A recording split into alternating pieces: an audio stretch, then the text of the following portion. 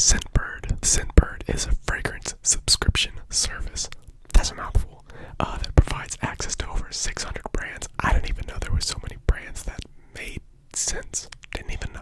You want something that smells like fall and winter? They got it. You want to smell like summer all year long? They got it. You want something that smells like rain on a Tuesday night? They got it. Instead of buying a full-size bottle, Scentbird will send you this. Twist up, pull out, and that, my friends, is the amount that you will receive. It's a lot. I've been using Scentbird for a long time now. Absolutely love it. My girlfriend loves it.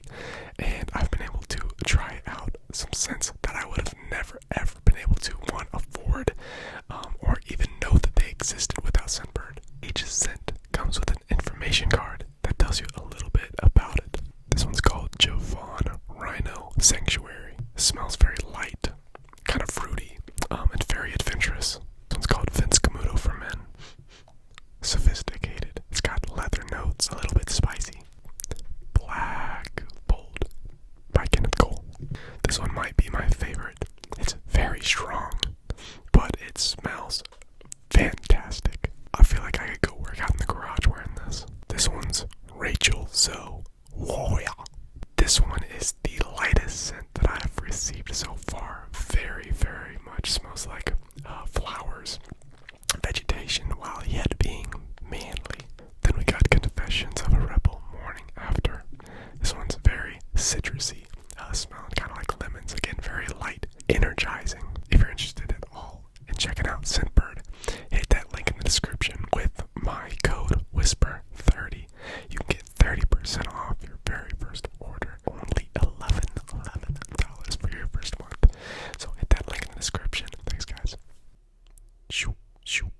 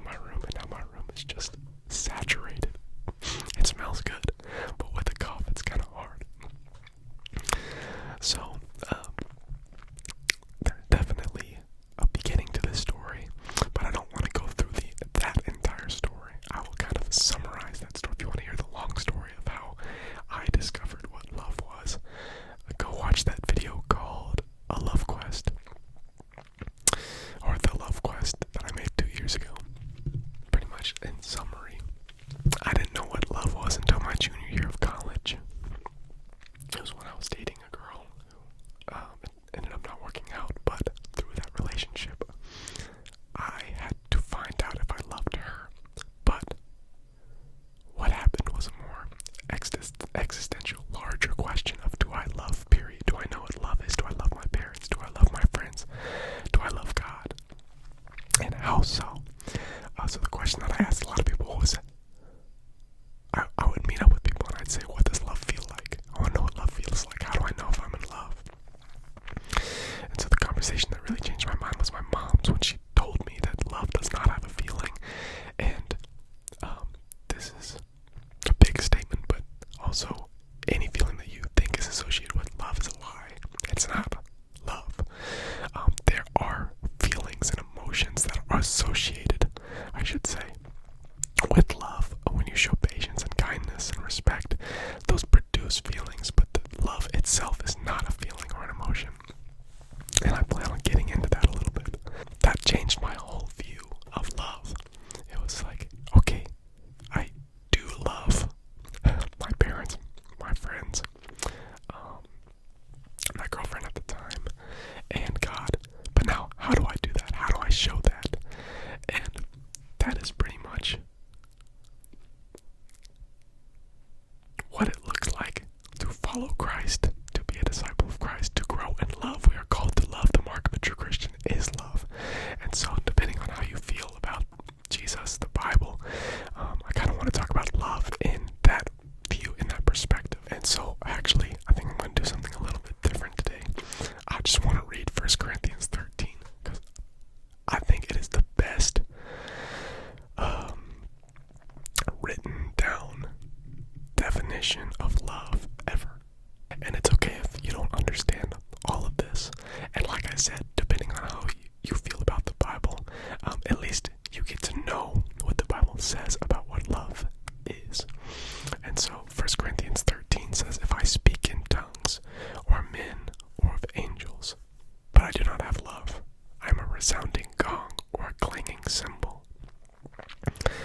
If I have the gift of prophecy and can fathom all mysteries and all knowledge, and if I have a faith that can move all mountains, but do not have love, I am nothing. If I give all I possess to the poor and give over my body to hardship that I may boast, but do not have love, I gain nothing. So let me break that down for us.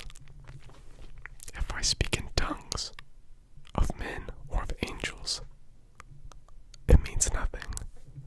That is a spiritual gift. That means that you have the gift of the Holy Spirit. And here Paul, who wrote this section, he's saying, even if I have that gift and I don't have love, that gift means nothing. Then he says, if I have the gift of prophecy, which is another spiritual gift, and I can have all knowledge of all mysteries, but if he does not have love, it means nothing. And if I have faith that can move all mountains, but do not have love, I am nothing. If you have all faith, but you don't have love, you have nothing. And if I give everything that I own, I can be the most generous man, but if I don't have love, it means nothing. He gains nothing. So right there, he's saying love is the most important thing out of everything, out of anything in this world. Love is the most important. If we don't have love, we have nothing. And then he goes on to say exactly what love is. Verse 4, love is patient, love is kind. It does not envy, it does not boast, it is not proud, it does not dishonor others, it is not self-seeking, it is not easily angered, it keeps no record of wrongs. Love does not delight in evil, but rejoices with the truth. It always protects, always trusts, always hopes, always perseveres. Love never fails. Love never fails. Do you guys believe that? Sometimes it's hard for me to believe that, but with this understanding and perspective of what love is, it's true. Love can never fail. The only thing that can fail is us. And I'll go into that later, but where there are prophecies, they will cease. Where there are tongues, they will be stilled. Where there is knowledge, it will pass away. For we know in part, and we prophesy in part. But when completeness comes, what is in part disappears. When I was a child, I talked like a child. I thought like a child. I reasoned like a child. When I became a man, I put the ways of childhood behind me. For now we see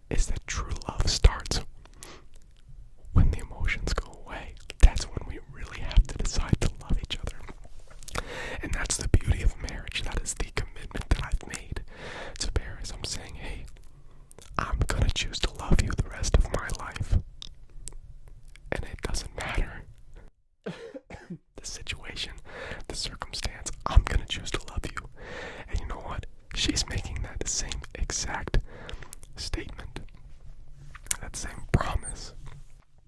And it is, I don't think there's anything more beautiful than that. That is what makes marriage so beautiful. Guys, feelings, emotions, they're gonna go away. Once those go away, that does not mean that you don't love that person anymore. It just means that you get to love that person more. We're all looking for these feelings, and I know I was, and that's why I was so confused. But there's nothing more beautiful than true love, which is what this section is talking about.